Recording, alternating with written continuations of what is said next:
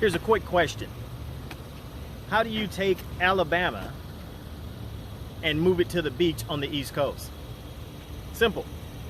Just go to the Alabama Theater here at North Myrtle Beach.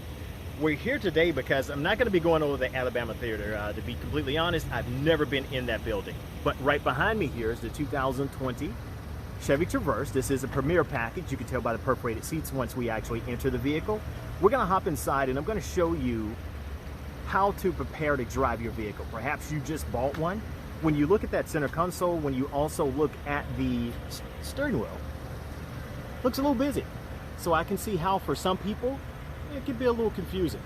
But we're going to hop inside and I'm going to help too with a little bit of that confusion for you. 2020 Chevy Equinox once again. This one's quite simple. You buy the vehicle, Client Advisor gives you the keys and says, enjoy, thank you, but they don't go over the vehicle as far as your everyday use of the vehicle. Getting behind the driver's seat, all your buttons, all your controls on the steering wheel, as well as the center console. That's why I'm here. We're going to jump inside and I'm going to walk you through a little of this. Now, first things first, to lock and unlock your vehicle, you must have your key on you. With Chevy, it's a little bit different. With some of your luxury vehicles, if you have had a luxury vehicle, it's a little confusing because once you walk up to the vehicle with some of your vehicles, put your hand inside and it's automatically unlocking. But with the Chevy Traverse, you've got to press the button. And it's like that on a majority of your more affordable vehicles. So don't be alarmed. Once you do that, you can hop inside your vehicle.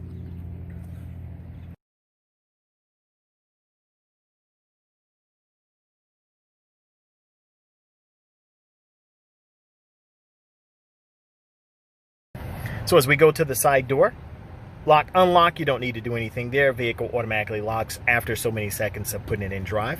You've got your seat memory. In order to do that, get your seat in place, get your mirrors in place, and you can get a couple other things in place. So definitely refer to your owner's manual or actually your Client Advisor. And then all you're going to do is press set, then press and hold 1 or 2. 2 beeps and you're locked in. You can even do your easy entrance or easy exit as well. Once you come down, all of your windows are going to be one-touch automatic, simply meaning I can take it, press, and it automatically goes down. Pull, automatically goes up. I don't have to continue to hold the button. Now, for all your other windows from your driver's side, it's going to be the same thing if you're controlling it from the driver's side door. If the kids won't stop playing with the windows in the back, of course, you can come here, press 1 time as long as that yellow light's showing. They can't maneuver their windows. You can only control it from the driver's side here. Got your power mirrors up top, right, left, press down on your pad once you selected the one you want. As far as your lighting, of course it's during the day, just make sure they're in automatic mode. Day or night, automatically going to come on their own. Of course you can turn them completely off, you can put them in park mode, or you can control them manually. Your illumination, if you're driving at night, you can illuminate your interior lighting. Fog lamps, of course with fog lamps you must have your vehicle on unless they've changed that in recent years. Outside of that, I'm going to tackle this beast. So once you're in your steering wheel mode here, cruise control is going to be off to the left. Off to the right, you're going to have all your controls, which is your voice command, disconnecting your telephone, and then your pad here is going to control the information behind your steering wheel. Once we come back to the left side, your cruise.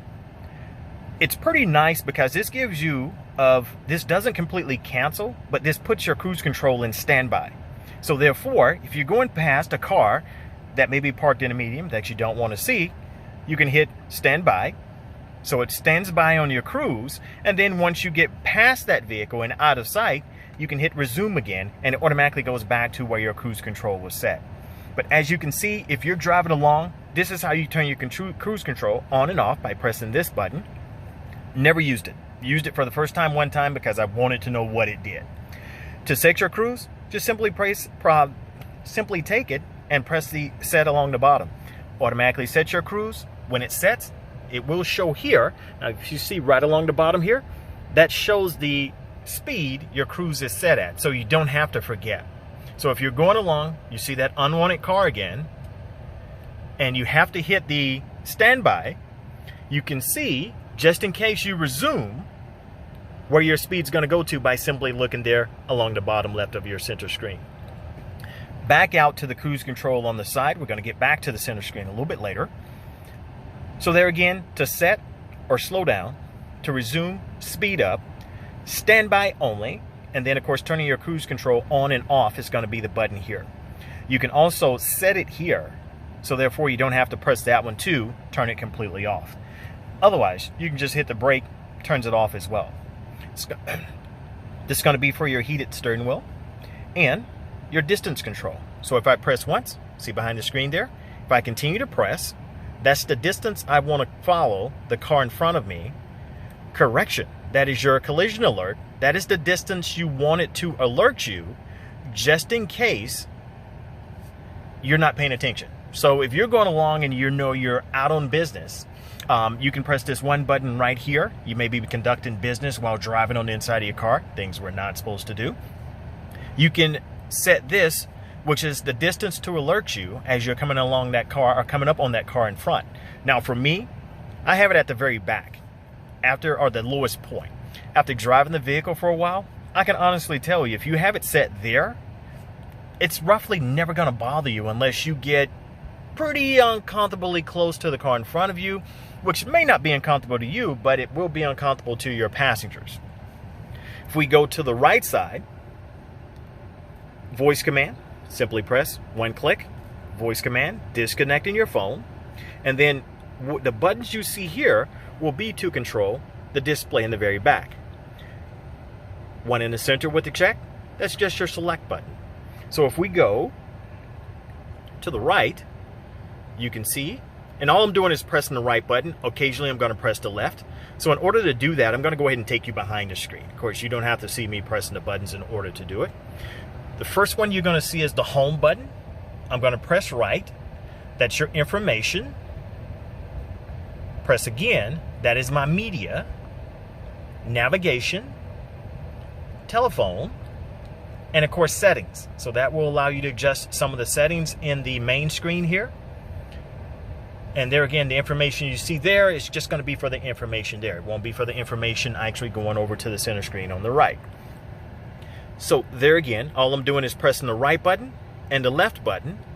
Once I do so, like for instance, Rock the Bells radio, we can come along, go up, and that's just going to change my stations. If I go down, that's going to change the station as well. If we go over to our phone, that's going to allow you to toggle between your phone book or the information in your phone book by simply pressing up or down. When you find the one you want, just press the center button to select. If we go to your lever off to the left, this is your turn signal lever, of course, pulling up or down. Turn signal left or right. From there, bright lights, you can pull towards you for perhaps you want to warn someone that, if you're driving at night, you want to send a quick warning, you can just quick tap. Otherwise, you can push away or pull to turn on your bright lights. And here's a little note as well. It's so bright outside. So what the vehicle is telling you is it's particularly your lighting is not needed because you have so much ambient light outside, which is the reason why it won't allow you to turn or use your high beams. Otherwise, if you don't want to do that for your high beams, all you have to do is press one button here and that automatically turns on your high beams. The thing I love about what Chevy does is once I press this button once to engage my high beams, I don't have to do it again. So every time I hop in the car, it's automatically going to turn those high beams on, and once they're on, it's going to raise them and lower them as far as your beams, depending on oncoming traffic or if you're riding into the city. If you go over to the left side, this one's quite simple. This is going to be your windshield wipers. So if you twist the rear, or twist the tip, I've already given it away, of course. If you twist the tip, that's just going to be the control in the rear. As you can see, you've got intermediate, and then you've got turning it on. If you go back, the center thumb wheel here is just going to be the speed of the windshield wipers in the front. So that, of course, would be slower. This is faster. And if you take this, press down, of course, you can see if you press down, it's going to wipe one time. Now, if I pull up from there, intermediate, low, and then high. If it's not wiping fast enough, whether you're in low or high, you can adjust the speed there. But otherwise, I'm just taking that one, pulling it up or down. When I want to wash, I can just take it and pull towards me. That's a simple wash of the front windshields. Now, if I want to do the same for the back, just take it and simply push away to wash the back window. So everything you need for your windshield wipers, for your front windshield, rear windshield, is going to be on this lever. Push away to wash the back, pull towards you to wash the front, twist the tip for the rear, speed for the front windshield wipers, and then just pull down or pull up for the front windshield wiper as well. Everything you see here, which I've just went over the middle screen, this is going to be your RPMs. You've got your gas, which I'm almost on low. I need to refuel. Hot cold, which if it's a newer vehicle, you may never need that one or need to look at that one ever, even if it's an older vehicle. And then on the other side, you're going to have your speed.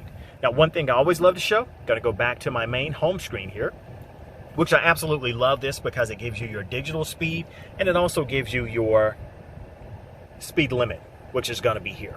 You can also see your miles to empty, which is the 103, and miles on the bottom. So you will have all the necessary information there. That's a little compass, by the way. So you can see your compass right off to the left and park right off to the right. This one is a Premier, so you may have a couple options that I'm showing you that the standard Chevy Traverse may not have. You've got your garage door openers here up top. You've got turning your dome lights on. You can just press one button, turns all of your dome lights on throughout the vehicle, and then of course turning it off if you do not want your lights to come on when you open your door. OnStar, of course, read up on that. You can press any other buttons here. SOS is for emergencies, assistance, and then of course this is if you need to send a signal, which I particularly don't need to know what that's for, but it's all regarding your OnStar there. Once you stroll down to the center of the vehicle, with the foot on the brake, simply pull the button right along the front here. And you can pull your vehicle back into drive. And the L, that's just a lower gear. So perhaps you're pulling something, anything of that nature, you can simply tap the L. That puts you in a slightly lower gear. Gives you a little extra girth, pulling that extra girth behind you. Perhaps you have a number of people in the vehicle and you're going uphill, so that definitely helps there. Otherwise, you can shift your gears manually, which are right up top here. So lane keeping aid, traction control. Lane keeping aid I'm not a big fan of, so I left it off the whole time. If you do want to turn it on, it will warn you when you're drifting out of your lanes, of course. With the traction control, that helps with the safety of the vehicle while driving. And of course, that will turn on automatically. All manufacturers want it on. Of course, the government wants it on for safety. Definitely helps with traction, perhaps if the roads are slick whatsoever. Definitely give you the extra boost and traction you need. Outside of that, if you need a little bit more, now this vehicle is an all-wheel drive, so if you do need that extra stability, you can take it and just spin your wheel. Once you spin, automatically it's going to start in two-wheel drive, four-wheel drive. Perhaps if you're going to be going up to the mountains, off the beaten path or off-road, you can shift there. If you're going to be towing a trailer. And all of those, notice, were in all-wheel drive with the exception of this guy, which is two-wheel drive. So notice how the all-wheel drive lit up. That's the reason why it was lit during the top three and not during the bottom, simply because that is two-wheel drive. Electronic parking brake. So we're going to take this, shift back, and of course all you're doing here is take it and pull up. Once you pull up, you can see park there and park set. So your information screen will show you additional information as you go along, but it's just showing you that your parking brake is set. To release that, foot on the brake and just take it and push down. So now it's released. And you can see there, shows you in the center screen, and park is now gone. So if I close this up, we shift back to park so I can relax. I did mention that this is a Premier, so I can set my phone here and it automatically charges. Use that a lot. If you are watching YouTube or if you're playing something to where your screen is on your phone, it won't charge as fast. So if your phone is completely off, it will charge appropriately and in a timely manner. Right up under that, this little slot here. Now I'm going to go back to my navigation. Now notice how it says SD card error. So if you're buying one of these pre-owned, you have to make sure that it has your SD card here, which is your maps for your North America. If it doesn't have your SD card, this is what you're going to get. and you won't have navigation at all, even though the vehicle is equipped for. So make sure you have your SD card. We're going to go ahead and put this back in. Take a look at the center screen as I do so. And all we're doing is just pushing in like a regular SD insert. In. So now, when I go back, voila, my navigation is actually engaging. Come back down to the bottom. You've got your USB ports, auxiliary, and a 12 volt. This is very nice because some vehicles don't give you the USB ports. Most will put it in your center glove compartment. But for Chevy, they give you two right in your center console area, which is where you spend most of your time. Emergency lamps, just in case you have an emergency or your car's disconnected and you're stuck on the side of the road. Your screen here is fully touchscreen, so we can go to the home. Pulls up the different apps that we can go through to. By the way, this one does have the Apple CarPlay, Android Auto. You can swipe left to right. That takes me back to where I was. Of course, channel 44, so your satellite radio. Pop Smoke, rest in peace. Go back to the opposite side. And some additional apps for you as well. So some of the things you can go right here for, and you don't have to go other places. Otherwise, music, telephone, navigation, and then your climate. Once you're in your climate mode, of course you can tap rear at any time. You can turn the rear on. You can adjust the temperature, fan speed, where the air flows, whether it's going to flow up at their head, which is in the ceiling of the vehicle, whether it's going to flow at their feet, which is tucked up under the seats here in the front. Automatic, you can lock it, you can sync it. Kids won't stop playing with it, of course. That's when you would want to lock. Otherwise, you've got additional information off to the bottom left. We'll go back to the front, and same thing for the front as well. You can sync all of the temperatures around the car. That's from the rear to the front. You can sync all of those. In addition, zoom out just a touch, going from station to station, turning your audio on. You can go home here, same thing, home there as well. Hidden compartment. So if you're here, press and hold. You can store a wallet or whatsoever. For someone like myself that may not own a Chevy Traverse, no one knows that it's there, so all those important items are stored away. If I come back down, there again, I did mention that this is a Premier, so you've got your cool seats, and you can press to lower or raise them. Heated seats along the bottom.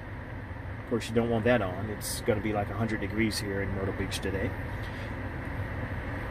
Digital temperature, dual temperature for your passenger as well. Front rear defrost, rear defrost. Along the side, this is just where you want your air to flow, which is right up top here, perhaps on your windshield, face, and of course the foot area. And when I mention face, that's going to be your chest area, top torso.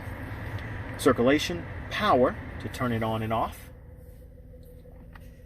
And of course, automatic mode. Automatic locks it in, so if you have your temperature set to 64, it's not going to stop until it gets that interior temperature somewhere around that 64 mark. Then you'll notice your fan cool off or your fan to lower it itself. Fan speed's going to be in the center, and there again, if you want to sync everything, you can press here. If you want to turn your AC off and just run your fan, just, if you're low on gas and you think that's going to help with fuel, yeah, you can turn your AC off but still blow your fan. We're going to go ahead and lower that, and I've got my temperature sync, so you can see there again, it's at 64. Anytime you press anything along the bottom here, it's automatically going to reflect up top.